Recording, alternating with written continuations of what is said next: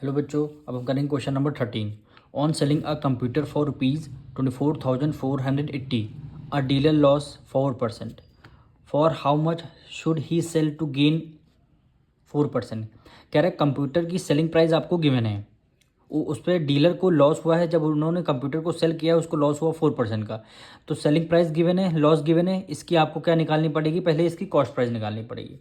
जब cost price आ जाएगी, उस कॉस्ट प्राइस में कितने रुपीज़ का हम इस कंप्यूटर को सेल करेंगे तो आपको गेन होगा 4% का। तो सबसे पहले इन दोनों में से आप क्या निकालेंगे? पहले कॉस्ट प्राइस निकालेंगे। तो यहाँ पे देखिए क्या गिवन है, सबसे पहले वो हम लोग लिखते हैं, यानी सेलिंग प्राइस ऑफ कंप्यूटर।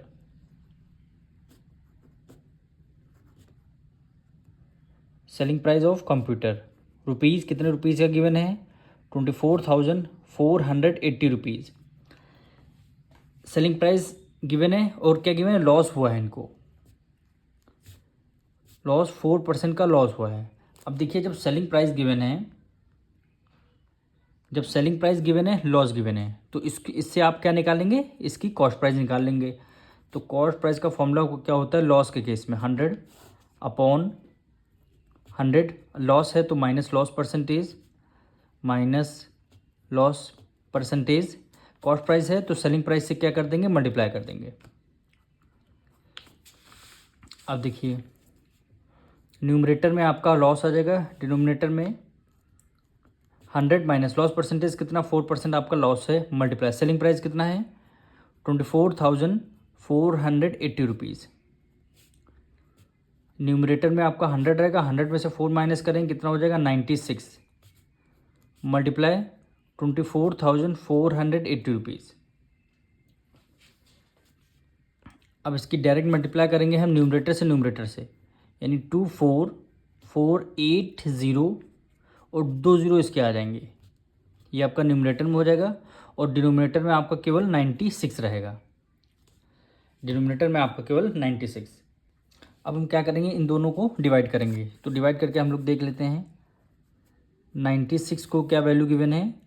2448000। 96 की मल्टीप्लाई 2 टाइम्स करेंगे हम लोग।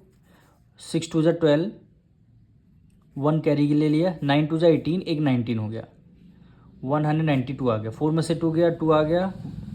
अब यहाँ पे कैरी ले लिया, 14 14 में से 9 गया, 5 हो गया। फिर हमने क्या किया? 8 को राइट डाउन कर लिया। 9 5 ज़ा होता है 45, 5 टाइम्स में जा रहा है, तो 6 5 ज़ा 30, 3 आपका कैरी गया। 9 5 ज़ा 45, 45 में 3 ऐड कर लेंगे कितना हो गया? 48 हो गया। 480, ये आपका 8 बचा, 12 में से 8 गया 4, ये आपका 0 आ गया। फिर आपने क्या किया?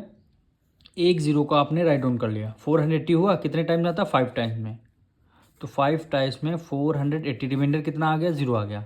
अब यहाँ पे देखिए 2 ज़ीरो बच गए, तो 2 ज़ीरो हमारे आंसर में आ जाएंगे। यानी इसका आंसर हम क्या लिखेंगे? ये क्या है? ये है हमारी कॉस्ट प्राइस। यहाँ पे लिखेंगे cost price of computer. Cost price of computer कितना निकल के आया है? 25500, यानी 25,500 रुपीज़ आपको क्या आया है? इसकी क्या आई है? कॉस्ट प्राइस निकल के आया है कंप्यूटर की। अब कॉस्ट प्राइस आपको पता चल गई, और इस कॉस्ट प्राइस पे डीलर ने जब इसको सेल किया है तो उसको गेन हुआ है 4% का। तो इसकी बताना है, सेलिंग प्राइस आपको बतानी है, इसकी सेलिंग प्राइस बतानी है। गेन हुआ है 4% का, कॉस्ट प्राइस आपको पता चल गया। गेन कितना हुआ है? 4% का हुआ गेन, 4% का क्या हुआ है? गेन हुआ है। तो इसको बताना है सेलिंग प्राइस। सेलिंग प्राइस का फॉर्मूला लगाएंगे।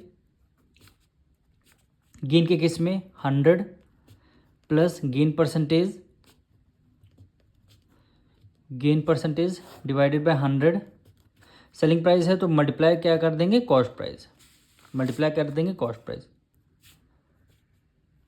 100 गेन कितना? 4% का गेन हुआ। डिनोमिनेटर में क्या आ जाएगा? 100 आ जाएगा, मल्टीप्लाई कॉस्ट प्राइस क्या गिवन है जो हमने अभी कंप्यूटर की निकाली है? 25,500 रुपीज़, यानी 25,500 रुपीज़ हमने क्या निकाली? Cost price. अब इसको सॉल्व कर लेंगे, यानी 104 डिवाइडेड बाय क्या हो गया? 100 हो गया, मल्टीप्लाई 5500। अब देखिए 00 से 00 आपके कैंसिल हो गए। अब आपका क्या बचा है, आपके आपका 255 की मल्टीप्लाई 104 से करेंगे। कितना, 255 की मल्टीप्लाई आप 104 से कर रहे हैं। हम डायरेक्ट यहाँ पे आंसर लिख दे रहे हैं, ₹26,520, यानी 26,500 रुपीज़, 520 क्या आ गई, इसकी सेलिंग प्राइस आ गई। तो क्वेश्चन में क्या पूछ रहा था, सेलिंग प्राइस हमसे पूछ रहा था, तो यही क्या हो जाएगा, हमारा आंसर हो जाएगा।